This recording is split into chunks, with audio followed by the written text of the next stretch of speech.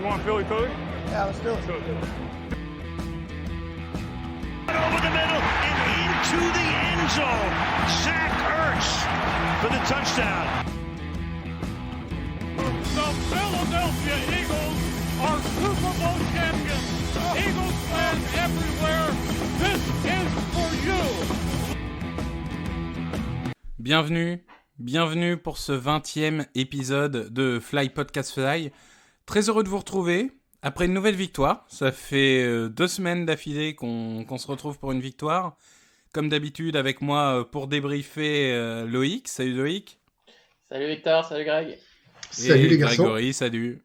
Salut Victor, salut Loïc. Je souffre pour Loïc qui doit supporter des victoires des Eagles en trouvant les matchs pathétiques. Du coup, je me régale, je bois mon petit lait et je pense qu'on va vivre un beau podcast. Ah, il est pas bien. Là, il y a eu 2 victoires d'affilée. Il est tremblant. Mais il est malheureux. On le voit. Nous, on l'a sur l'image. On peut vous le dire. Il est pas bien. Il est malheureux.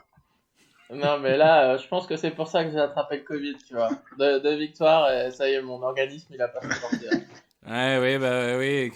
Loïc est sur Injury Report. Je suis sur Covid list. Covid list, mais on l'a sorti pour le podcast. Donc bienvenue. On va vous parler de cette victoire face à de faibles Cowboys, comme d'habitude. Un petit résumé du match. Ça va être rapide parce que qu'est-ce qu'on s'est fait chier. Donc une première mi-temps qui commence difficilement avec un premier fumble de Carson Wentz, mais c'est que le début. Heureusement, on sauve un peu les meubles alors qu'il y a 3-0 pour les Cowboys et qu'ils sont devant la end zone avec un Brandon Graham qui réussit lui aussi un fumble sur Ben DiNucci et qui nous redonne la balle. Là, on fait un excellent drive. On mène 7-3. On se dit, ok, on a fait un fumble pour commencer, on va y revenir parce qu'il est assez sale, mais on est dedans, on a fait un gros drive, on est dedans. Et là, plus rien. Des turnovers on down, interception, fumble, toutes les manières de perdre la balle, on va le faire, au point d'être mené à la mi-temps 9-7. Alors là, je peux vous dire que la honte est palpable à la mi-temps. Sincèrement, j'avais honte de cette équipe. On revient dans le 3e quart-temps, premier drive, interception de Carson Wentz. Ah, on se dit là, vraiment, c'est une belle soirée. On a bien fait d'être debout à 4h du matin, on était bien contents. Finalement, les Cowboys vont louper le 4e field goal de Greg Zuerlein. Et ça va nous relancer un petit peu dans le match. On va faire un drive cohérent. Touchdown de Travis Fulgham, 15-9. Les Cowboys, j'en ai pas parlé, mais ne vont pas avancer du match en attaque. Et on va parler de notre play calling, mais on pourrait parler du leur parce que DiNucci est loin d'être le plus gros coupable. On continue on mène 15-9. On stoppe les Cowboys en 4e tentative. Si je ne dis pas de bêtises, grâce à une passe déviée par Hargrave. Comme quoi, tout arrive. Et on va finalement se détacher sur un fumble récupéré. Alors, est-ce qu'il y a fumble ou pas ? Absolument pas. Je ne suis pas arbitre. Je pense qu'il y a... il y a fumble et il y a réception de Curry, mais le ballon n'est absolument pas vivant derrière. Mais enfin, il y a surtout sûrement hors-jeu. Et en plus, il y a hors-jeu. Bon, bref. Le fait est que le ballon est vivant selon les arbitres. Rodney McLeod récupère et traverse tout le terrain. 21-9. Les Cowboys prendront un safety volontaire en fin de match pour essayer une sorte d'onside kick sur le punt du safety. Enfin, bref. On gagne ce match 23-9. Avec 6 pertes de balles. Parce que turnover on down, moi je considère que c'est une perte de balles. Donc 6 pertes de balles dans ce match. 2 interceptions, 2 turnover on down, 2 fumbles. Et on gagne de 14 points. Alors qu'on récupère que 1 ballon, nous. Donc on est à moins 5 au turnover, on gagne de 14 points. 2 ballons, points. du coup. Oui, 2 ballons. Vraiment, c'était triste. Alors oui, on gagne. Si on joue ce match correctement, on gagne de 45 points. Mais alors, cette performance, elle n'incite pas forcément à l'optimisme pour l'avenir. Et on va tout de suite y revenir avec nos protagonistes. Je vois Grégory qui trépigne d'impatience. Ball's loose. It's Fletcher Cox who takes it in for an Eagles touchdown. Allez Greg, comme d'habitude, j'ai trop parlé avec cette intro. Mais non, c'est bien, Vas-y. c'est important de faire ce que tu as fait parce que ça rappelle le match, ça nous replonge. Tu vois, il y a 2-3 choses que j'avais oubliées. Bon, moi, je suis pas d'accord sur les 6 pertes de balles, des turnover en downs. Pour moi, c'est pas des pertes de balles. Ça, c'est ma sensibilité personnelle. Je ne sais même pas d'ailleurs ce qu'il Il y en a est. 4-1 alors. Ouais, non, Il y a 4-1 au lieu de 6-2. d'accord, mais si c'est faux, Ah non, parce que il y a deux victoires. Ils ont perdu 2 fumbles, les Cowboys. 2. voilà, c'est 4-2, hein, Victor. Alors, avec Victor, on commence à 6-1 et en fait, c'est 4-2 le score. Bon, bref, Victor est de mauvaise foi. Maintenant, il se penche du côté de Loïc. Écoutez, je vais continuer à être la partie des fans optimistes tout seul et on va y arriver. Bon, non, plus sérieusement. Moi, j'ai toujours ce dilemme dans les matchs de la nuit. Est-ce que je me lève, sachant que vous savez, pour la radio, je me lève à 4h, 4h15, 4h30. Est-ce que je sacrifie 2 heures en plus de mon sommeil alors que mon pic de forme doit être à ce moment-là? C'est compliqué professionnellement.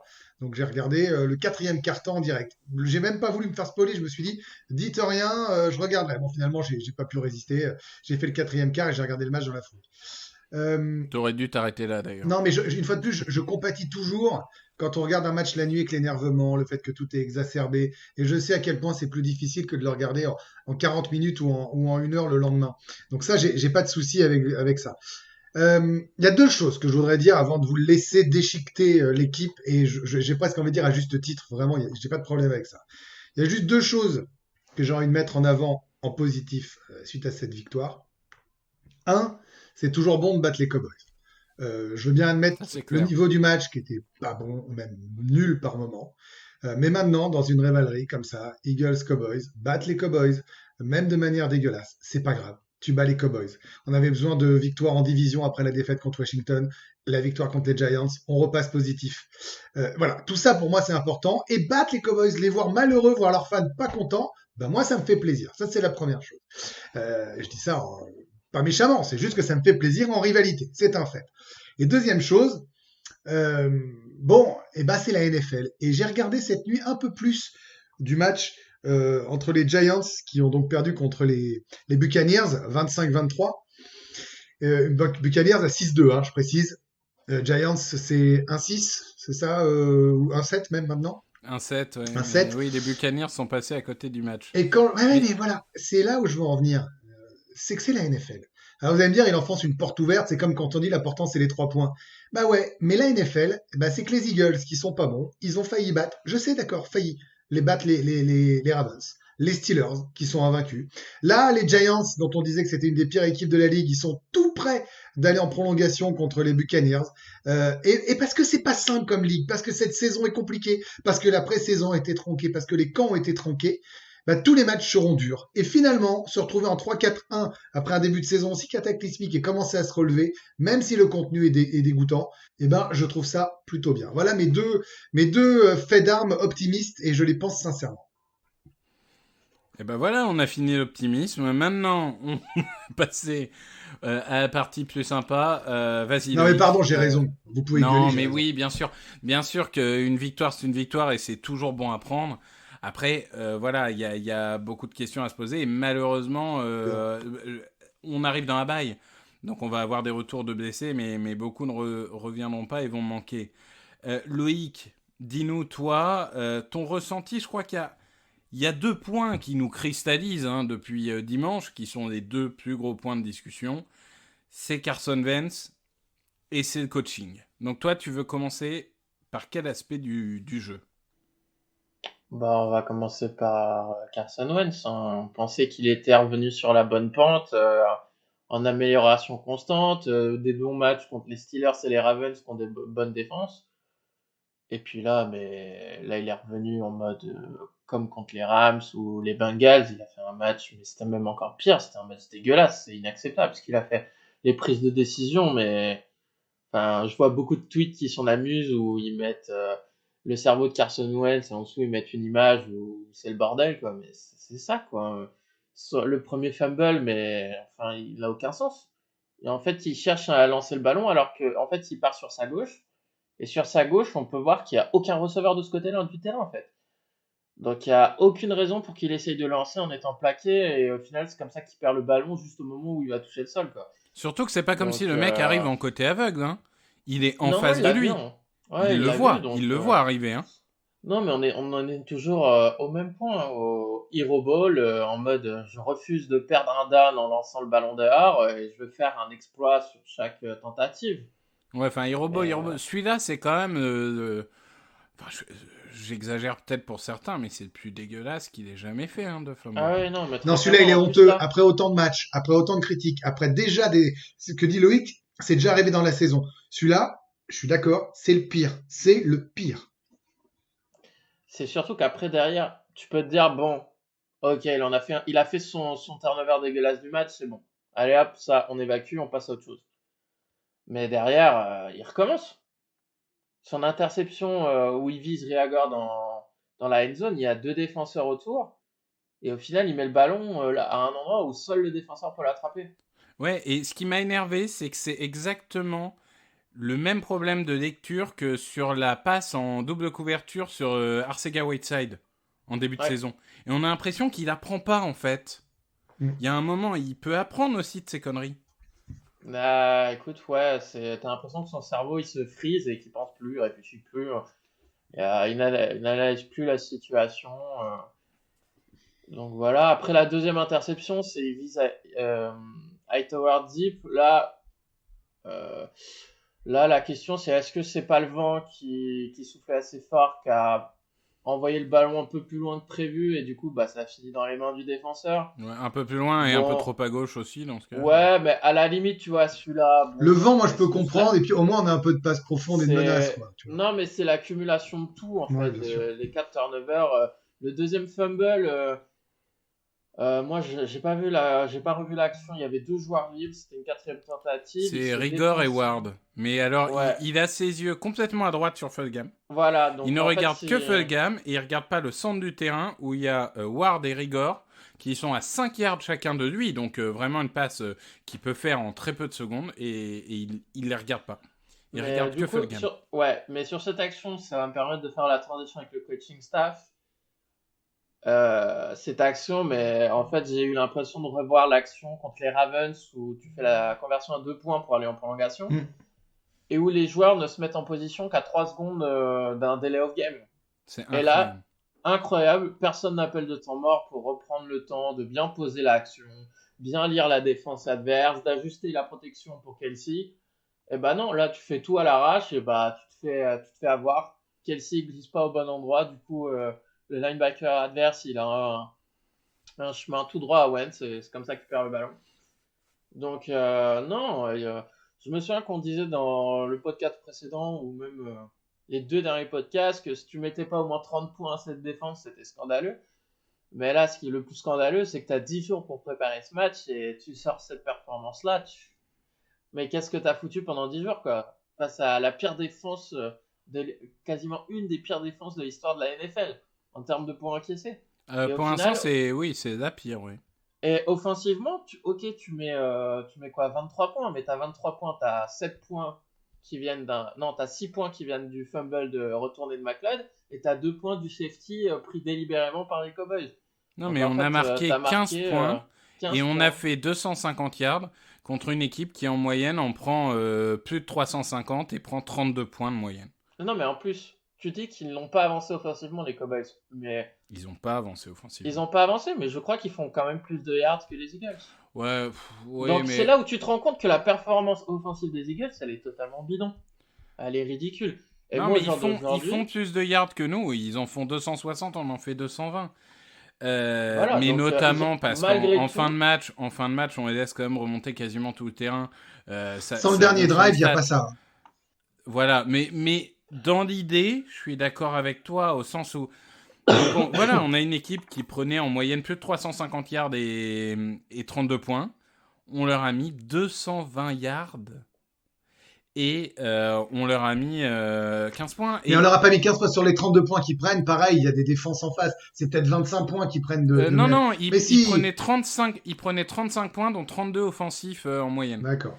Et le pire, c'est qu'ils ont fait sur toute l'année 3 turnovers, et là, ils en ont provoqué 4. ah non, mais là, mais en fait, quand tu vois, tu te dis que offensivement, en fait, c'est le même play call depuis que Doug Peterson est là.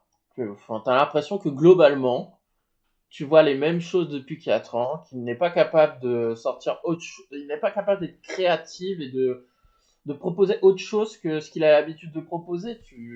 En fait, tu vois pas d'amélioration, tu vois pas de quelque chose de nouveau pour surprendre l'adversaire.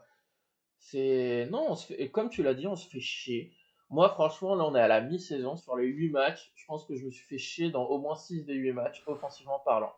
Non, Donc après, après, je veux bien, excuse-moi, je veux bien qu'il y ait des blessés, que du coup, notamment pour la ligne offensive, ça soit compliqué.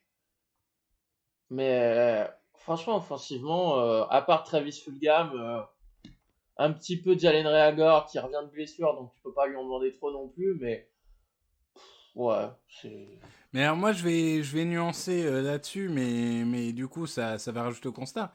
Quand tu dis 6 sur 8, je suis pas forcément d'accord. Moi, je trouvais justement que le spectacle, Carson Wentz et l'équipe en général progressaient. Je veux dire, les Steelers, c'était mieux. Les Ravens, c'était mieux. Ça allait quand même de mieux en mieux. Et là, t'as l'impression qu'on est totalement reparti en arrière. Là, on est week 1 après la défaite face aux Redskins, au Washington Football Team. Bah non, on l'est pas, justement. C'est là où ça va pas ce que vous dites. Moi, je comprends les critiques sur le jeu, qu'on se fait chier, mais comme on est un podcast de fans, c'est normal d'être objectif. Moi, je passe mon temps en émission, d'ailleurs, à devoir analyser des victoires ou des défaites. Subjectif, tu veux dire ? Ouais, mais non, parce que je sais que Loïc est objectif quand il dit ça. Moi, je suis peut-être plus subjectif que vous. Mais la vérité, et c'est peut-être ce qui me perd par rapport à vous, mais là, on sort pas de la défaite de Washington. On sort d'une victoire contre les Cowboys. Je veux dire, il faut avoir admis, après les Cowboys de Dinucci qui sont incapables de faire 30 yards. Écoute-moi, Victor. C'est pas grave. C'est un fait. Contre des Eagles amoindris. Tu joueras toujours contre des équipes amoindries avec le deuxième quarterback, avec tout. Je te l'ai dit, c'est parce que la NFL de cette saison, c'est ça et parce que tout le monde peut battre tout le monde. Plus que jamais, je trouve, dans cette saison. Et je trouve que justement de dire qu'on repart là où on était, ça ne me va pas pour la simple et bonne raison que tu pars d'une victoire et que cette équipe, désormais, c'est officiel, elle ne progressera plus ou elle ne régressera plus. Elle fera des matchs en s'adaptant au niveau de l'adversaire. Quand ils seront très faibles, elle les battra en étant un peu moins faible que lui.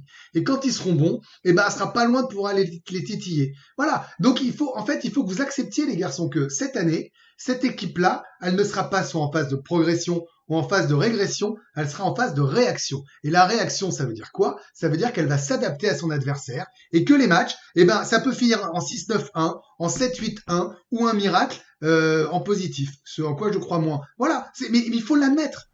Mais moi, ce que je te répondrais, c'est que ils devraient pas être autant en réaction. Et s'ils sont autant en réaction, c'est parce que le coaching staff ne les a pas bien préparés. Il y a un moment, une équipe bien préparée, elle n'est pas autant en réaction que ça. Une équipe bien préparée, elle est beaucoup plus sereine pour faire son match. Ne vous méprenez pas, hein. Je suis pas en train de dire qu'il n'y a pas de faute et je suis pas en train de dire que je suis pas d'accord avec vous. Je dis juste sur l'ennui dans les matchs, le bilan actuel et sur ce que je vois des rencontres, il faut tenir compte de ça. Voilà, et ça rejoint ce que je disais au début. Ça veut pas dire que Doug Peterson a bien bossé. Et non, je suis d'accord avec vous.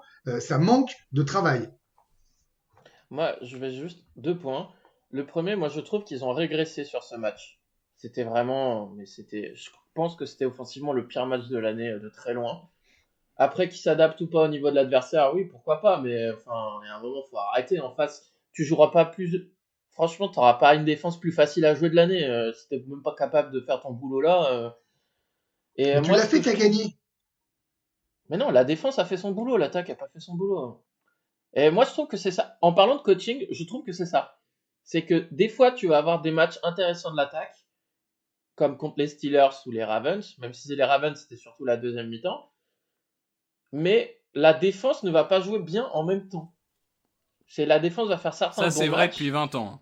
Et, notre attaque et notre défense ne jouent jamais bien en même temps, ça c'est vrai depuis 20 ans. C'est incroyable. Et moi, la différence que je trouve cette année par rapport aux années précédentes, c'est que les années précédentes, tu notais en troisième quart-temps, juste après la mi-temps, tu voyais que Peterson, il avait fait des ajustements et que ça marchait.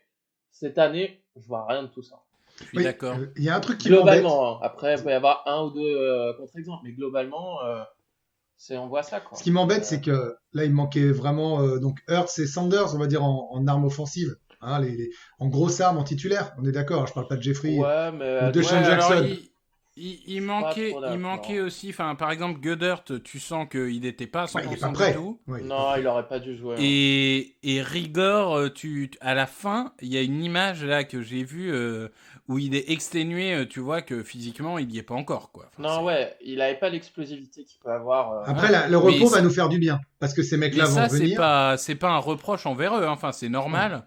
Après une blessure aussi longue, je leur en veux absolument pas d'être pas à 100% physiquement. Moi, Et le bail va faire du bien, puisque théoriquement, on récupère Goddard à 100%, Sanders, Maddox à 100%, on récupère pas Zach Ertz tout de suite. Régor à 100%. Régor 100%. Semalo, ça a l'air d'être compliqué. Parce que On n'a pas d'infos. on n'a plus de nouvelles. C'est un peu obscur ce qui se passe quand même avec Semalo. Je sais pas si vous êtes d'accord là-dessus. C'est mais très il a eu une entorse du genou, donc ça peut prendre vraiment beaucoup de temps. Ouais, mais Après, s'ils en parlent pas, c'est qu'il est pas proche de revenir, donc on espère avoir une bonne surprise dans une semaine, mais c'est très embêtant pour la suite, cette blessure. ouais, moi je suis assez inquiet. Moi, il y a un truc que je voulais dire sur ça. Je crois qu'on en avait parlé, je sais plus, mais c'est peut-être avec vous dans notre conversation privée, autant le mettre sur le podcast. Moi, je suis très déçu d'une chose sur Carson Wentz. Vous connaissez toute mon affection, même mon amour pour ce quarterback.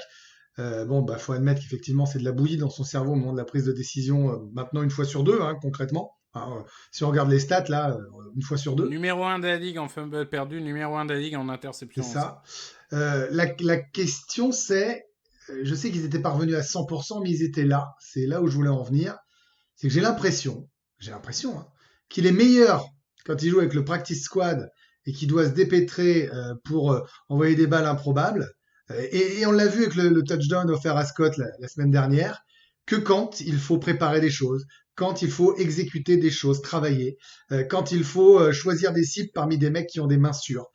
Et ça, là je vais être pessimiste, ça m'inquiète un peu sur le vrai rôle qu'il peut avoir avec les Eagles en NFL. Mais là, on en revient au point que j'avais la semaine dernière sur Fulgham. Fulgham, il fait globalement la majorité de ses stats depuis le début. C'est quand l'action est pas prévue et que Wentz il commence à partir à droite à gauche pour éviter la pression et qu'il cherche quelqu'un de libre. Donc là, je pense que moi, le problème vient surtout du coaching. Je suis pas sûr que le coach des quarterbacks aux Eagles soit le bon. Je pense que Wentz, il a besoin de quelqu'un qui le challenge en permanence, comme De Filippo en 2017. Je suis pas sûr que le coach actuel, Après Taylor, c'est plus son copain que son coach. Voilà, c'est exactement. Un peu ça le problème. Donc moi, quand je vois un gars comme Orlovsky sur ESPN qui n'hésite pas à défoncer Wentz alors que c'est un de ses plus grands supporters et à le challenger en lui disant qu'il a besoin d'arrêter de dire que c'est de sa faute et qu'il doit le prouver maintenant sur le terrain, qu'il doit prendre de meilleures décisions. Moi, il faut un coach de quarterback qui a cette mentalité, qui va le challenger en permanence et pas qui va lui tenir la main et lui dire c'est pas grave, ça ira mieux la prochaine fois. Surtout que Loïc et Victor, on en revient à notre draft qui a tant débattu. Moi, je pense qu'il est temps aussi d'ouvrir un tout petit peu le dossier. J'ai pas dit d'ouvrir la boîte entière Jalen Hurts, c'est pas ce que j'ai dit. J'ai pas dit retirer le starter à Wentz. Je dis juste que mine de rien, tu parlais de challenge, c'est pour ça que je rebondis. Il y a quand même un deuxième tour de draft qui sort d'une belle saison universitaire, qui arrive en quarterback. Suivant la suite de la saison, une fois de plus, il a été signé très cher. J'en trouve à peine. On est d'accord, les garçons. Je suis pas en train de vous dire qu'il faut mettre en concurrence, mais c'est là. Et je sais pas si c'est pas dans un coin de sa tête. C'est ça en fait qui m'emmerde. Moi, je vais te dire, je suis d'accord avec toi là-dessus. Pederson a dit qu'à aucun moment il n'avait pensé à bencher Wentz. Alors, j'aurais préféré qu'ils disent j'ai pas benché Wentz, c'est ma décision, plutôt qu'ils disent à aucun moment j'y ai pensé, parce que si à aucun moment tu y as pensé, c'est que t'es incapable de te remettre en cause ou de proposer des mais il y a une chose dans cette équipe, c'est qu'ils ne sont pas capables de se remettre en cause. Non, mais c'est incroyable. C'est dire je n'y ai pas pensé. Bah si, j'espère bien que tu y as pensé. Tu l'as pas fait parce que tu penses que c'est mieux de machin. Ok. Mais j'espère bien que tu y as pensé. Et honnêtement, moi, ça m'aurait pas choqué qu'à l'interception de début de troisième quart-temps, Vance il soit benché pour la fin de match. Ce qui veut pas dire qu'il n'est pas titulaire au match d'après, mais Souvent, c'est comme ça, tu le sais très bien. c'était quoi? C'était McNabb, il s'était fait bencher contre les Ravens, non, à l'époque, comme ça. Il y avait Ouais. eu un match comme ça où il s'était fait punir par Andy Reid. En soi, pourquoi pas? Et je pense en effet que le problème, c'est que les deux problèmes sont liés. Quand on dit, par exemple, que les plays scriptés marchent pas en premier quart-temps, peut-être aussi que Vance n'est pas capable d'exécuter ces plays-là parce que quand il réfléchissait pas et qu'il laissait parler son instinct, ça marchait. Maintenant, il cogite trop, il veut être Peyton Manning, sauf qu'il n'est pas Peyton Manning, et que il y a un moment, il n'arrive pas à ajuster le truc. Ils foncent dans un mur et ils accélèrent. C'est incompréhensible. C'est incompréhensible. Non, mais après, on a eu la conversation à la mi-temps, on était tous les deux d'accord pour le foutre sur le banc, pour le punir, pour sa performance et le faire réfléchir un peu en vue du prochain match. Puisque de toute façon, financièrement, tu peux pas te permettre de le bencher, ça sert à quoi? Tu le benches, tu le mets sur le banc, ok, t'as un quarterback à 35 millions sur le banc que tu pourras pas trader de toute façon, puisque financièrement, c'est pas possible avant 2022. Donc de toute façon, t'es entre guillemets coincé avec lui pour 1 an et demi encore. Donc là, la priorité, c'est de lui remettre la tête à l'endroit. Là, on en revient à ce qu'on disait déjà il y a plusieurs semaines. Et je pense que ça passera par un changement de coach avant de changement de quarterback définitif. Mais après, si par exemple contre les Giants, en première mi-temps, il se reprend encore des turnovers à la con, bah à un moment donné, stop quoi, tu le fous sur le banc, tu vas réfléchir. C'est quoi que Doug Pederson il avait dit pour Mailatas la semaine dernière? Oui, il faut qu'il soit sur le banc pour qu'il puisse prendre voir de la le hauteur. ouais, voilà, le plus grand ensemble, comme Agolor en 2016, Agolor qui était nul à Non, chier mais en 2016. c'est n'importe quoi. Bah, applique ça à tous les joueurs du roster. Alors. Mais vous Peterson, savez bien, vous c'est pouvez pire pas, les gars. qu'un Non, mais coordinateur. vous savez bien, vous pouvez pas ça. Il y a des joueurs que vous brisez quand vous les benchez. En Non, mais NFL, d'accord, tu mais- dis, mais ça moi- changera rien sur le match d'après. Enfin, bien sûr que si, que ça change quelque chose pour le match d'après. Combien Non, de mais mecs qui ont moi, été benchés et ne sincèrement, retrouvent pas Vance- leur place? Ouais, mais Vance, j'y crois plus. Peut-être qu'il me fera mentir, tant mieux, mais j'y crois plus. Et il y a un moment, Hurts, il est très raw, il est très brut dans sa technique et tout. On savait tous qu'il aurait besoin d'années pour se développer en NFL, ce qui ne veut pas dire qu'il réussira, mais en tout cas, pour éventuellement réussir, il a besoin d'années. Bah, très bien. Il apprend en 2020 derrière Vance, il apprend en 2021 derrière Vance. Et si définitivement Vance, ça va pas, et ben en 2022, go Jalen Hurts. Et au revoir Carson Wentz. Après, moi je demande que à ce que Wentz me fasse mentir, se remette la tête à l'endroit et nous emmène loin. Hein. Moi, il n'y a aucun problème. Mais là, vraiment, ce match-là m'a fait péter un câble sur Wentz parce que il progressait. Et là, il est reparti comme en week 1, même pire qu'en week 1. Il n'apprend pas de ses erreurs. Il fait toujours les mêmes erreurs. Et il y a un moment, le fameux refrain de oui, il fera toujours des fumbles, mais ça fait partie de son jeu. Tu peux pas être numéro 1 de la ligue en fumble et en interception. C'est pas possible. Surtout que la ligne offensive l'aide pas. C'est vrai. Et l'année prochaine, on espère, le retour de Brooks, le retour de Semalo, le retour de Dillard. Ok, mais Dillard, t'as un point d'interrogation, tout ça. Très bien, mais on aura des choses, on aura du matos pour travailler. Ça, il n'y a pas de problème. Le truc, c'est que là, ses 2 interceptions et son premier fumble, il est absolument pas sous pression. Enfin, je veux dire, il n'y a pas une question de ligne. C'est un choix de sa part. Les 2 passes sont des mauvais choix, surtout la première, et le fumble est un mauvais choix. Donc, il y a un moment, ça dénote un manque de QI football. Et le QI football, ça s'apprend pas. Il y a un moment, Ouais, mais c'est il nous a pas prouvé possible. le contraire. Ouais. Regarde, en fin de saison dernière, il a porté moi je lisais un tweet, il disait c'est incroyable. Il a est porté plus passé l'équipe contre les Giants, les Redskins et les... Mais oui, mais Oh Victor, là c'est là, des non, équipes, jamais ça. content. Ce sont des Il a équipes, porté- c'est la NFL. Il a porté l'équipe contre des équipes à 5-11. Tu vas pas me dire que c'est ça qui fait un franchise. Il a porté Non. l'équipe contre les Moi- Ravens et contre les Steelers. Et c'est pas des Moi, équipes à 5-11. je veux retrouver le Carson Wentz de 2017 qui se posait pas de questions et qui juste lançait les ballons. L'année prochaine, imaginons, bon, cette saison, ça reste comme ça, très bas, ok, bon. 2021, il a des retours sur la ligne. il va falloir qu'il profite bien de la off-saison pour se remettre à l'endroit. Parce que maintenant, il a des receveurs, il a un tie-end, il a des retours sur... Enfin, il aura un tie-end, puisque je considère que Hertz ne sera plus là. Il aura des retours sur la ligne. Il y a un moment, il n'aura aucune excuse en 2021. Donc, limite, ok, profitons de cette année pour le remettre à l'endroit. Comment, je sais pas. Je suis pas dans sa tête, je suis pas avec lui tous les jours. Mais il faut qu'on règle le problème. On connaît pas sa vie perso, si ça se trouve, il a des problèmes. Mais bien sûr, mais... il a besoin d'aide ou j'en sais rien. Mais... Et peut-être, mais dans ce cas-là, la NFL ne joue que 5 mois par an. Sauvons les meubles jusqu'à la fin de la saison, voyons où ça nous mène. Mais par contre, il faudra se remettre droit pour 2021, quoi. Enfin, non, mais ce qui est sûr, c'est qu'il a laissé, là où je te rejoins, Victor, moi je crois en lui. Tu as dit que je ne crois plus en lui, moi je dis que je continue à croire en lui. Ou en tout cas, je veux bien continuer à croire en lui parce qu'il a trop montré. On parle d'un mec qui a été pro bowler et pas loin d'être MVP pour être pas bon. Je sais que dans l'historique, il y en a qui ont frôlé ça et puis qui sont partis, mais il y a eu aussi l'inverse, des mecs qui se sont lancés. Il a trop montré pour être devenu un désastre total. Et effectivement, là, il est à l'envers la moitié du temps. Voilà. Il a fait des bonnes choses et d'autres cataclysmiques et les stats sont indéfendables. Indéfendables. Je ne les défends pas vraiment.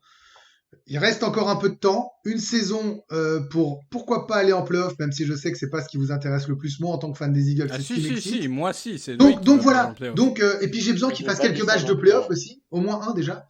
Donc je pense qu'il y a encore à sauver. Ce que je comprends pas, c'est son obstination. Voilà, moi c'est ça que je ne comprends pas. C'est pourquoi il prend pas un taquet sur putain, ils arrivent sur toi, lâche ce ballon, balance-le en touche, mets-toi au sol, arrête. Voilà, et peut-être que Loïc avait raison, je vais pas le dire trop fort. Peut-être que c'est à Pederson de le cadrer en disant mec, t'arrêtes ça maintenant, parce que sinon.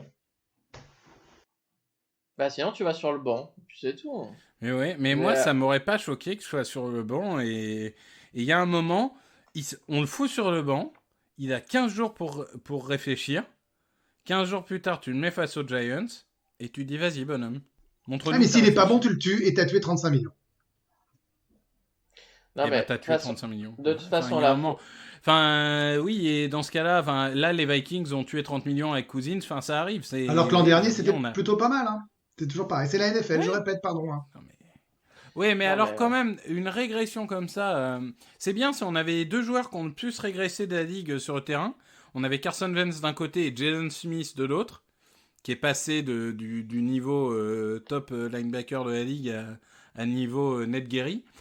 Au moins Ned Gary ne coûte pas autant d'argent. Oui, c'est vrai.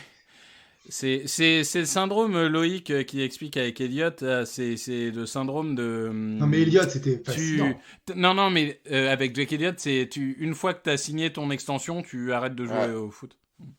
Ah bah il y a beaucoup de joueurs où ils ont considéré qu'ils ont réussi l'objectif, la mise sous pression qu'ils avaient depuis des semaines et des mois parce que pour mettre leur famille en sécurité financièrement et d'un coup, tu dois avoir un relâchement mental, je suppose, dans la tête. Et peut-être que Jake Elliott, les gars, peut-être que Jake Elliott, c'est mon petit côté optimiste, ça y est, il a compris, hein, on est d'accord, il a ramassé comme il fallait. S'il se remet le pied à l'endroit, lui, on est pas mal là, c'était mieux là. Aujourd'hui. Par exemple, là, ce match-là, non, mais mieux. en soi il a pas tenté de field goal, donc. Il lui en donne pas, forcément, il lui en donne pas avec son call de 4e là. Non, mais honnêtement, Jake Elliott, le seul truc qui me fait peur, c'est juste, on sait comment ça fonctionne les kickers, ça fonctionne beaucoup à la confiance, et il faut juste pas que ces deux loupés lui restent trop dans la tête. Et je pense que au départ, ce qui l'a touché, c'est la décision de Pederson de punter contre les Bengals. Mais bon, toi, tu vas me dire que c'est une bonne décision toujours, mais ça nous ramène ce point qui peut nous amener en playoff. Mais bon, peut-être. Hein. Non mais ouais, mais génial. Qui va nous manquer pour aller en playoff, ça marche dans les deux sens. Ou c'est peut-être, mais complètement. D'ailleurs, anecdote, là on parle des kickers. Je voudrais juste dire, je sais bien, ça me fait de la peine, mais le coup de pied que met j'ai pas son le kicker des Cowboys là, quand il le joue en low, en low punt, elle est toute basse, elle prend, elle joue avec le vent, elle va de gauche à droite. C'est Roberto Carlos contre la France. Hein. C'est magnifique. Réussir 3 sur 4 dans ces conditions-là, avec ce vent-là, c'est à plus de 50 yards, c'est incroyable. Et pour l'anecdote, Greg Zuerlein, je l'avais vu dans les vestiaires de Rams Bengals l'année dernière. c'est le mec le plus sympa de la Terre. Hein. Donc moi, je peux pas en dire du mal, même s'il est aux Cowboys, parce que c'est le mec le plus sympa de la Terre. Eh les gars, je pense à un truc. On est nuls. Vous arrêtez pas de le dire, ça fait 34 minutes, à juste Mais titre. on est à 3-4-1 en étant nul. Les gars, d'abord 3-4-1, mais surtout les Cowboys sont encore plus nuls. Il est là le kiff. Ouais, mais j'ai du mal à me réjouir parce que j'aurais préféré les battre avec Dak Prescott. J'ai du mal à me réjouir Non. quand tu les affrontes avec le quarterback. Mais c'est pas 3. lui, moi, c'est peut-être- Cooper, c'est Ezeke, c'est tout le monde, moi. Non, mais il y a des joueurs qui ont Ah, mais, totalement Pardon, je sais pas lâché. si on parle Ezekiel- des Ezekiel Cowboys. Hein. Elliott et bon, on peut en parler 5 minutes, mais Ezekiel Elliott et Amari Cooper, ils ont lâché le truc. Parce Ils qu'imagine ont pas qu'ils envie soient de jouer Eagles. cette saison. Qu'est-ce qu'il dit, Loïc, si c'est ses joueurs, ça? Mais comment tu. Ah non, mais c'est honteux. Ah bah, C'est honteux. je leur dis qu'ils doivent prendre la porte au plus vite.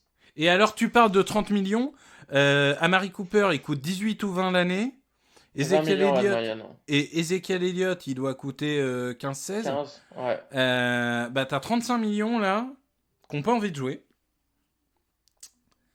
Et surtout que Cooper, il a été prolongé cet été, je crois. Ouais, il était free agent, il a signé aux Cowboys pour 3 ans à 20 millions l'année. Non, mais ils veulent Par pas contre, jouer. le grand gagnant, c'est Dak Prescott. Hein, parce Les que mecs- chaque semaine qui passe rajoute 5 millions sur le contrat de Dak Prescott. Non, mais les mecs veulent pas jouer parce que c'était ça qui était fascinant. Si on gagne, et j'ai beau dire on a gagné, on a battu, c'est aussi parce qu'en face, les mecs sont là, mais ils ont pas envie de jouer pour McCarthy, ils ont pas envie de jouer pour le maillot.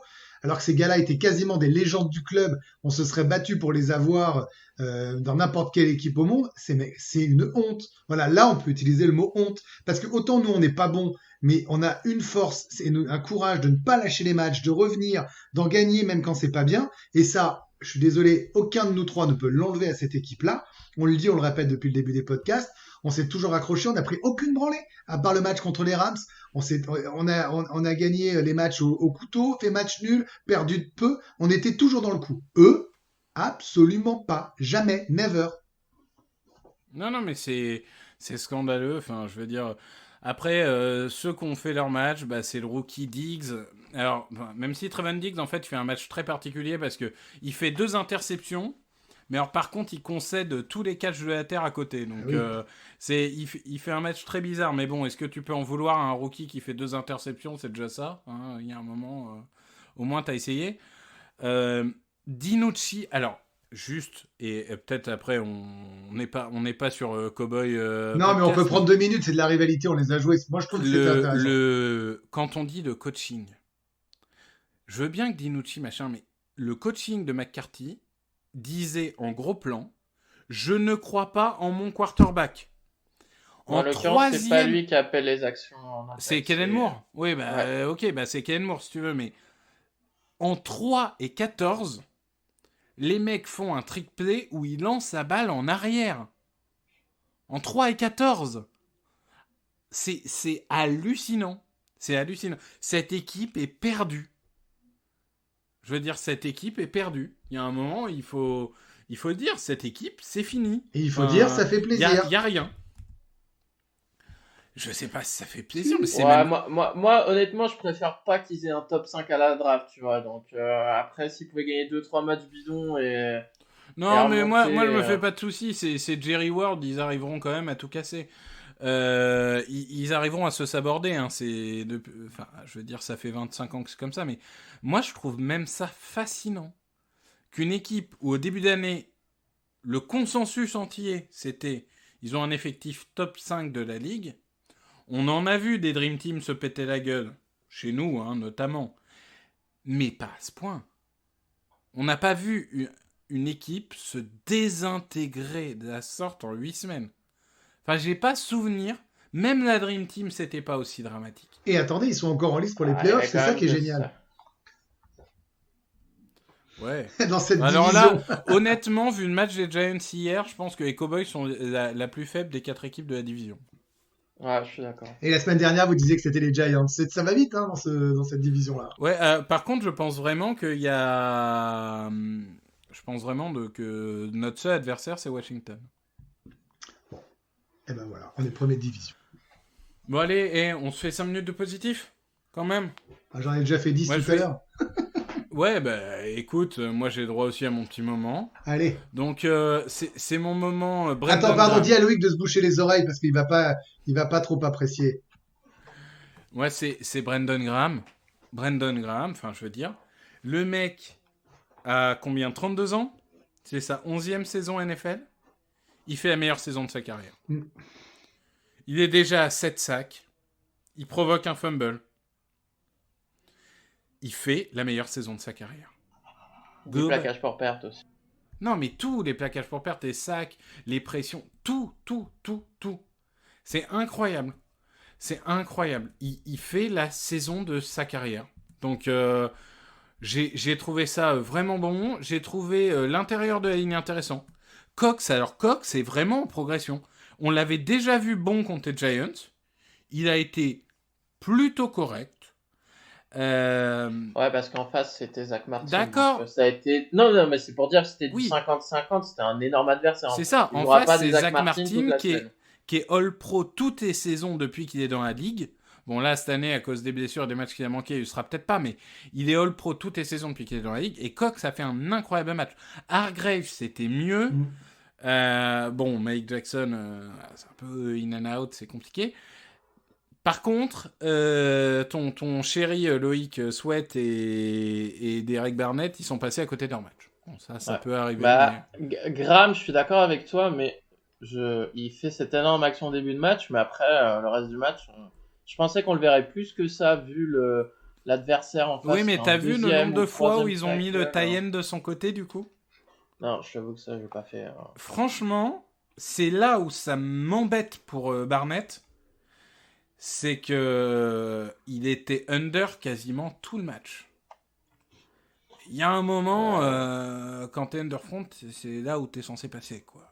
Donc, bah, surtout qu'en face, c'était le deuxième ou le troisième left tackle. Donc, c'était deuxième de ce côté-là, ouais, mais... Après, on sait que ces gars-là sont irréguliers. Et on fait 2 podcasts où on dit qu'ils ont fait 2-3 bons matchs. Et puis, bon, on peut pas toujours réussir tous les matchs. Non, c'est ça. J'ai dit un match sans, ça arrive. Mais par contre, faut quand même dire que Graham, il fait un match avec toutes les semaines depuis le début de la saison. Pour moi, il y a 2 joueurs qui font leur match, tous les matchs depuis le début de la saison. C'est Brandon Graham et c'est Rodney McLeod. Tu parles en défense. Je parle en défense, parce que évidemment, je n'oublie pas notre punter Cameron Johnston, parce que c'est lui dont tu voulais parler. Bien, je pensais d'un gars qui reçoit des ballons qui commence par un F. Donc mais il n'a pas joué tous les matchs. Mais tous les matchs qu'il a joué, parce qu'il faudra quand même revenir. Oui, mais je le garde pour Loïc, attends. Ah, Loïc, c'est pour bébé Loïc. Loïc, il dit un truc de positif par semaine, c'est toujours son même mec. Oui, mais il va nous trouver d'autres arguments, parce qu'il y a d'autres arguments. Si je lui enlève, il va être triste. Donc, Loïc, maintenant que j'ai parlé de Graham et McLeod, parle-nous de tes points positifs, et je crois qu'il y en a un qui commence par Travis et qui finit par Fulgham. Bah ouais, Travis Fulgham, c'est bon, là, il a confirmé que c'était un vrai numéro 1 en tant que receveur. Il fait encore 70-75 yards. 78 et un touchdown. Donc, 6 réceptions sur 7 targets. Ouais, donc pour moi, je m'attends toutes les semaines à ce qu'il fasse 75 yards et un touchdown chaque semaine. Il n'y a pas de raison. Les défenses ne le double-team pas spécialement. Donc, faut continuer d'appuyer sur le point fort. Il n'y a pas de raison pour qu'il n'ait pas au moins 7-8 targets à chaque match. Hein. Sinon, c'est le mec, il y a 4 semaines, il était free agent et cuté par 4 équipes. Et maintenant, il n'y a pas de raison qu'il fasse pas 80 yards chaque match. Mais t'as raison. Mais c'est pour dire à quel point le parcours est incroyable. Si ça se trouve, l'année prochaine, il sera nul. On sait jamais en NFL. Mais là, il est chaud. Donc vas-y, on va lui les ballons. Je suis pas sûr qu'il soit nul parce que quand même, il montre des trucs. Tu veux que je te dise? Moi, je trouve que là, par exemple, le touchdown qu'il met, il est magnifique. Et je trouve qu'il a le truc qu'avait Jeffrey au meilleur de sa forme. Bah, c'est que les 50-50, il les gagne tous. En fait, il les gagne tous. C'est ça. Il fait ce que Arcega-Whiteside n'a jamais fait. Il remplace Jeffrey. Non, mais il gagne une bonne partie. Oui, j'exagère. Il remplace Jeffrey. Greg a raison. Il fait ce que Arcega-Whiteside n'a jamais fait. Ouais, c'est ça. Et c'est pour ça que pour moi, Alshon Jeffrey ne doit jamais rejouer. Non, Alshon Jeffrey ne doit jamais revenir. Moi, je suis d'accord avec ça. T'as plus besoin d'Alshon Jeffrey. T'as Travis Fulgham qui est jeune, qui est bon, qui est pas cher, qui coûte pas cher. Donc, je croise les doigts, n'est pas blessé pour le moment. Donc, non. Pour moi, ce gars-là, franchement, quand j'ai vu son catch pour touchdown, d'habitude, je me dis, bon, allez, c'est bon, c'est foutu, machin. Lui, j'ai vu que ça allait vers lui. Je me suis dit, c'est bon, il y a touchdown, je vais pas m'inquiéter. Il va mettre les pieds, il laisse bien traîner les pieds. Il fait même 3 pas, alors que l'année dernière, n'importe quel receveur des Eagles n'aurait même pas fait 1. Donc, Non, il est excellent, il a cette détermination. Tu sens que même dans le running game, il a la niaque pour aller bloquer. Donc il se prend pas la tête, il catch. Moi, je trouve que ce qui a changé, Loïc, c'était ta crainte, c'était qu'il joue pas assez sur lui. Je trouve que le staff montre qu'il va jouer sur lui. Le seul truc, c'est que Victor l'a dit tout à l'heure, c'est que il est tellement bon que, bah, tu vois, par exemple, Wentz, il le regardait lui quand il a pas vu que Ward était libre sur cette passe là, 5 yards. Tu évoquais le jeu tout à l'heure, Victor. Mais Et que du coup, il y a c'est peut-être normal, une tu vois. fulgame dépendance, quoi. Le regarder, plus voir les autres. C'est son nouveau Zach Ertz. Mais c'est normal. Quand, Non, mais dans c'est la ça, même, hein. dans la C'est même son situation, nouveau Matt Ryan, il aurait regardé que Julio Jones au Mm. début. Mm. Et tu fais ça Oui, pour sauf tous les qu'il aurait top tourné, receveurs, il hein. aurait peut-être tourné sa tête un Oui, peu plus. peut-être, mais au début, c'est normal qu'il fixe. Non. Mais Ton oui, mais tu receveur vois numéro qu'il un, va tu être peux double pas- cover alors que tu sais, enfin tu connais les tracés, tu vois que de l'autre côté ils vont être. Enfin bon, bref. Je pense qu'il y a, Ouais. il y a quand même un souci de lecture, mais. Mais enfin, en Ça, tout cas, c'est- Fulgham, il confirme semaine après semaine. Et la peur que tu avais, Loïc, ils le feront pas jouer, ils lui donneront pas de ballon. Moi, je trouve que ça s'estompe semaine après semaine, quand même. Oui, bien sûr. Bah, tu sens qu'au début, quand même, pareil, début du match, c'est pas lui qu'ils ont essayé d'impliquer tout de suite, c'est Reagor, c'est les autres. Ah, c'est ton Oui, mais numéro 1 Reagor, draft. hein. ça fait sens. Reagor, ça fait sens. Il est jeune, il revient, tu veux le mettre en confiance. Ça me choque moins de tenter d'impliquer Reagor que de tenter d'impliquer Deshaun Jackson la semaine dernière. Parce que Reagor, tu veux l'impliquer pour l'avenir. Deshaun Jackson, il est fini. Ouais. Après, on note bien que les deux drives qui sont bien menés, qui vont au touchdown, c'est les deux drives où Fulgham il est le plus impliqué. Hein. Pour moi, il n'y a pas de surprise, quoi. Dès qu'il est vraiment impliqué, ça avance. De toute façon, ça avance. Soit il catch le ballon, soit il provoque une pénalité. Donc, non, faut continuer à le viser. Pour moi, je sais plus combien t'as dit. Il a été visé 7 fois dans le match. Ouais, 7 fois 6 réceptions.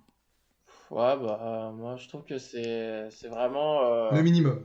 la moyenne basse, ouais. La moyenne basse, surtout face à une défense comme ça, qui est pas très bonne, quoi. Donc, Non, mais c'est surtout, tu sais, je parlais de 50-50, Loïc, tout à l'heure. Mais il y a quand même un truc, c'est que il a pas que des catchs faciles, hein. Parce que bien sûr, il est payé pour être dans ces duels-là, mais il est sûr, il a les mains sûres, il a les pieds sûrs, il a le positionnement sûr. Et puis surtout, la télé américaine remonterait les ralentis et le consultant, je sais plus je sais pas si c'était pas Tony Romo, non. Regardez le match. Et en fait, il a ses petits pas. Tu sais, au moment où il arrive sur le CB, il y a les petits pas, il s'arrête, il se tourne. Enfin, je veux dire, ce mec-là, tu parlais de QI football, Victor, tu sens qu'il est capable à tous les coups de mettre 50 cm à 1 mètre à son défenseur. Non, je suis ouais, d'accord avec ça. je suis d'accord. Ouais. Après, mon autre point positif sur ce match, c'est un linebacker. Ça va faire plaisir à Victor, tiens. Je tremble. C'est, Que m'arrive-t-il? non, mais TJ Edwards a fait une grosse performance contre la course. Il a fait une dizaine de plaquages, il provoque le fumble où McLeod marque, il a 2 plaquages pour perte. Non, ça fait plaisir de voir qu'un linebacker n'était pas en défaut pour une fois et était du côté Ah positif. bah 12 plaquages et un sac, ça fait longtemps qu'on n'avait pas vu ça. Donc après en couverture, faudra voir, mais moi je suis pas convaincu que ce soit le meilleur linebacker contre la passe, mais contre la course, tu peux compter sur lui, je pense. Mais on l'avait dit avant le début de la saison, hein, dans ce podcast, hein, on n'a que des linebackers contre la course et on n'a pas de linebackers contre la passe. Ça, c'est un autre problème, mais on pourrait faire jouer Wallace, mais non. Et tiens d'ailleurs, allez, juste, parce que là, ça commence à me chauffer. On parlait du Jim Schwartz, vas-y. on parlait du coaching. Je rajouterai rien d'autre parce que ça suffit à soi-même.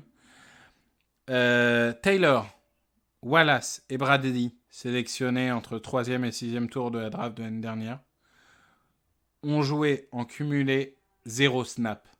0 snap. Alors que les linebackers, c'est quand même pas notre fort. Que Nate Geary était blessé. Donc Singleton et Edwards ont quasiment joué tout le match. Même Riley a joué. Même 75% Riley a joué. des snaps, je crois. En safety, on a préféré mettre des Mills, etc. Donc ouais, 0 snap pour les 3 rookies. Donc il y a un moment, ça, faut que ça change. On parle de rajeunir effectif, on parle de retrouver des dents, etc. Bah si tu veux faire ça... Bah, ça me choque moins sur ce match-là, les gars. Ça me choque moins sur ce match-là parce que c'était un match à la vie et à la mort pour la tête de la division face au plus grand rival.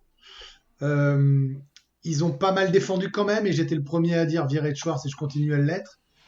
Si ça tient et que t'es pas en danger parce qu'ils ont peut-être le quarterback Z et, euh, et l'attaque C', prends pas de risque et fais-les jouer peut-être à d'autres moments. Moi, ça me choque moins sur Moi, ce je suis match-là. pas d'accord. Moi, Je suis pas d'accord. pense 2020 et plutôt l'inverse.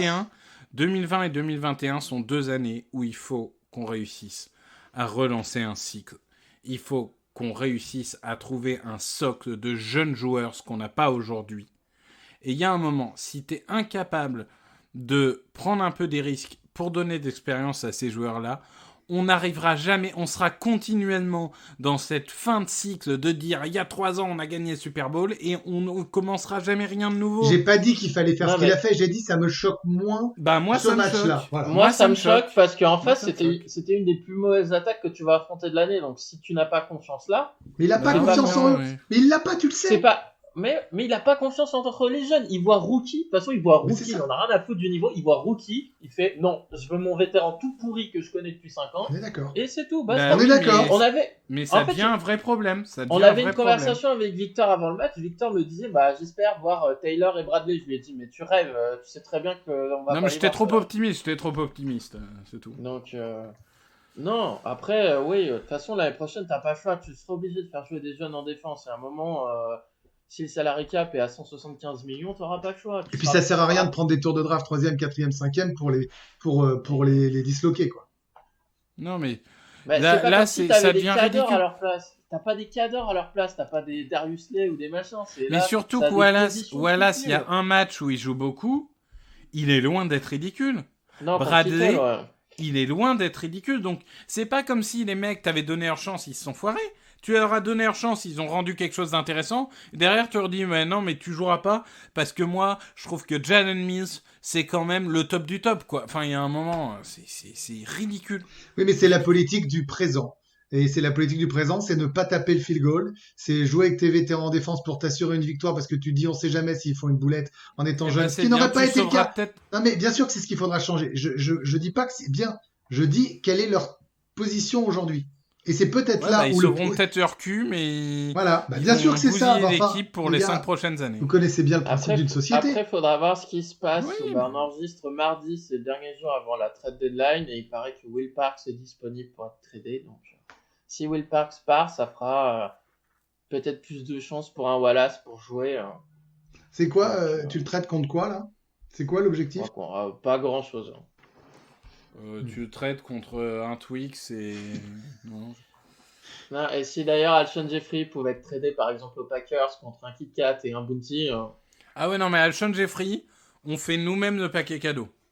Ah, mais je Clairement. pense avec Victor, on traverse à la nage et on Ah, l'amène mais directement dans les moi je sponsors. vais à Green Bay à la nage et je le rapporte, il n'y a pas Ça de me fait problème. tellement mal parce que ce qui me fait mal, c'est que vous avez raison, mais j'arrive pas à oublier ce qu'il a porté et donc vous avez raison, faut pas vivre sur la nostalgie, la mélancolie.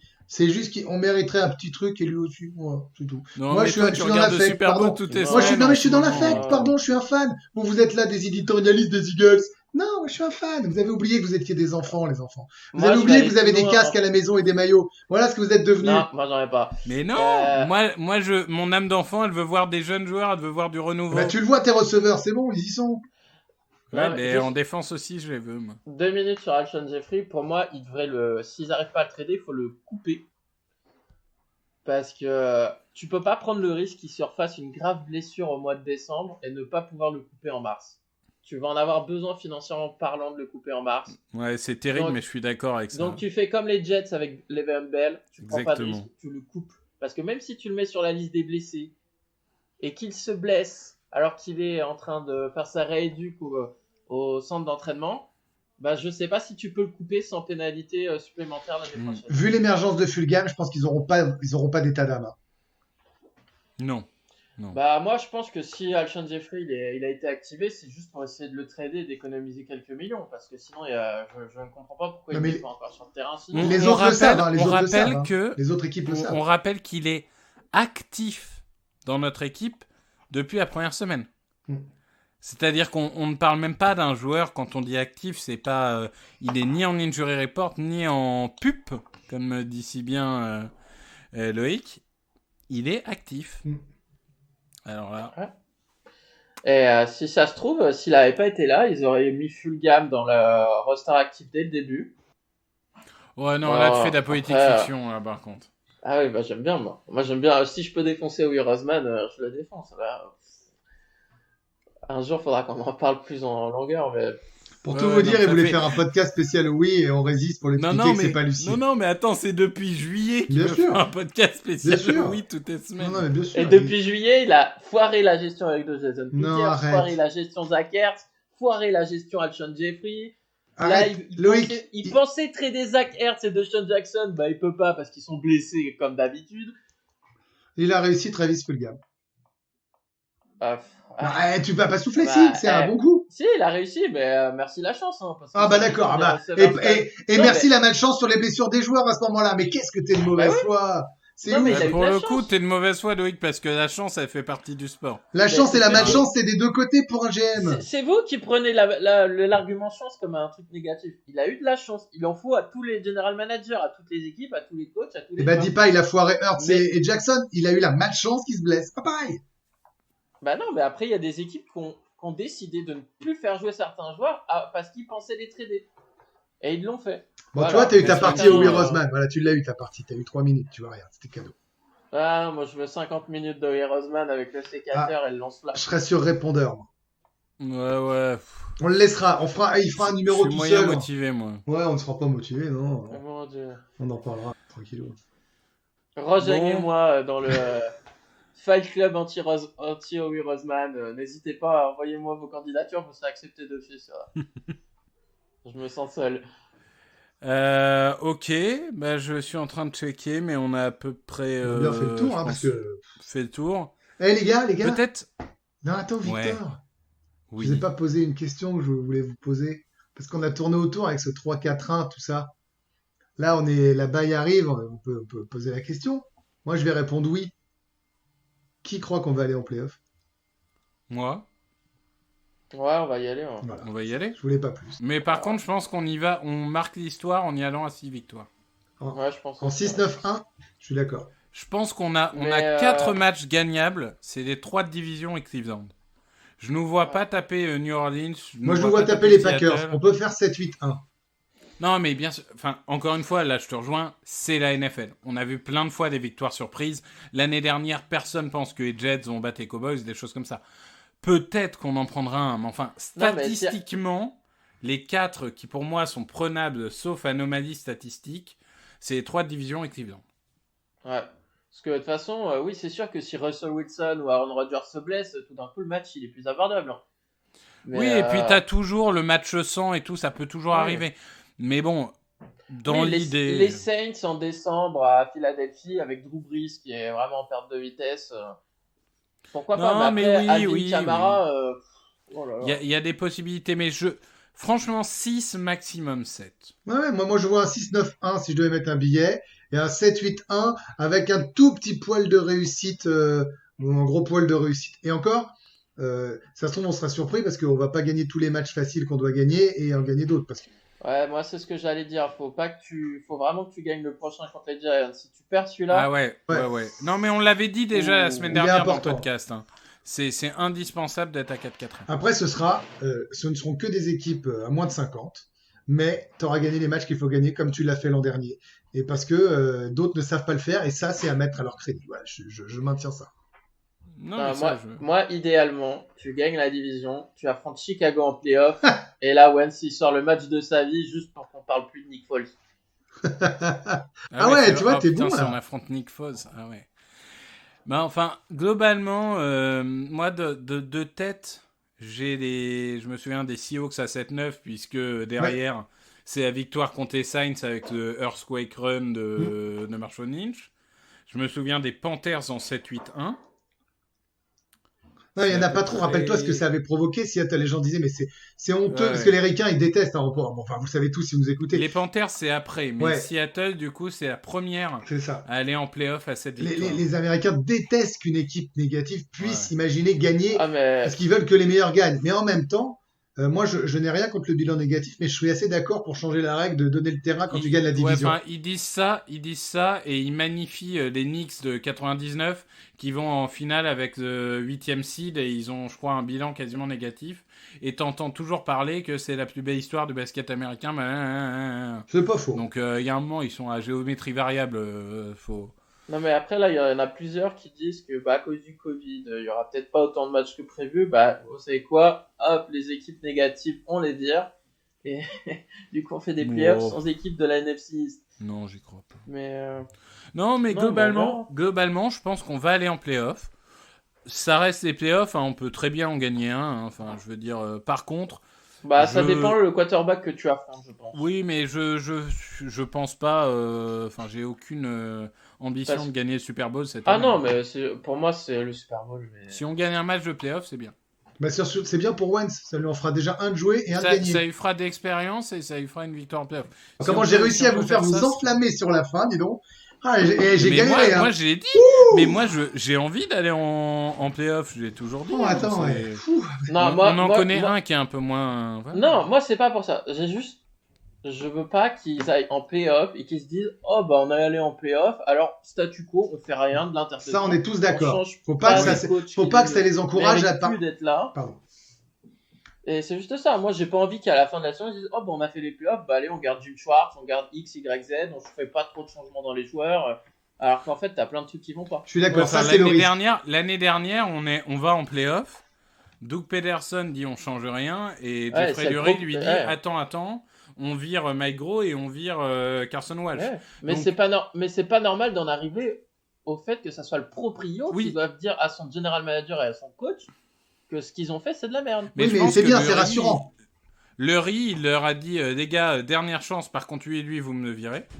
Et là, par contre, je pense que ils sont sur un siège éjectable et Lurie virera qui il doit virer à la fin de la saison. Moi, je pense qu'on a la chance d'avoir un proprio qui connaît très bien le foot US, qui a goûté à la victoire, qui a envie de dire goûter très vite, et qui, je suis d'accord avec Victor, s'il doit couper des têtes, mais il n'aura aucun scrupule parce qu'il n'a pas de temps à perdre. Voilà. Et ça, c'est plutôt rassurant pour la franchise.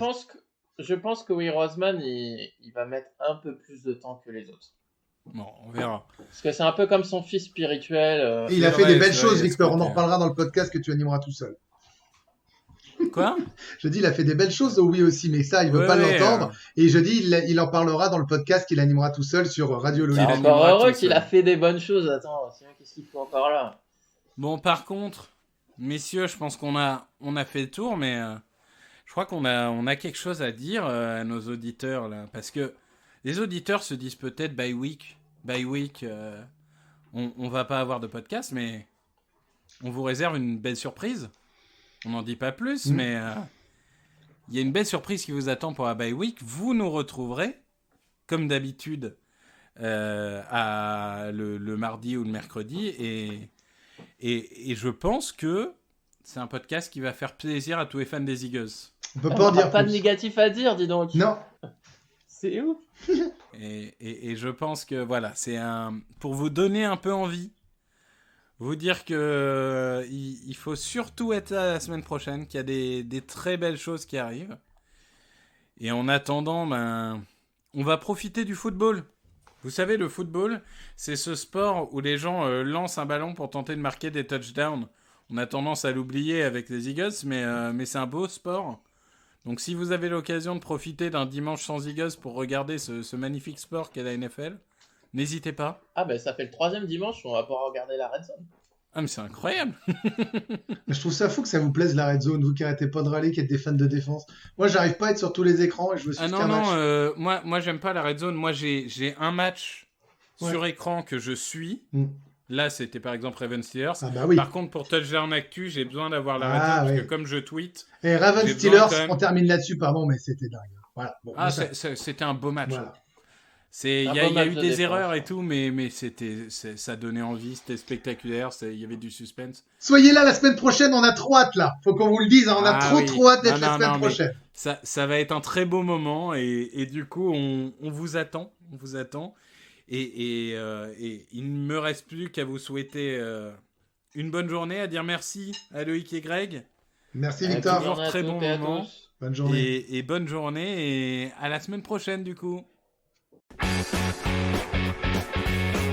Open with a throw and a pass picked off by Dawkins. Brian Dawkins with the interception. And Dawkins is down to the 10.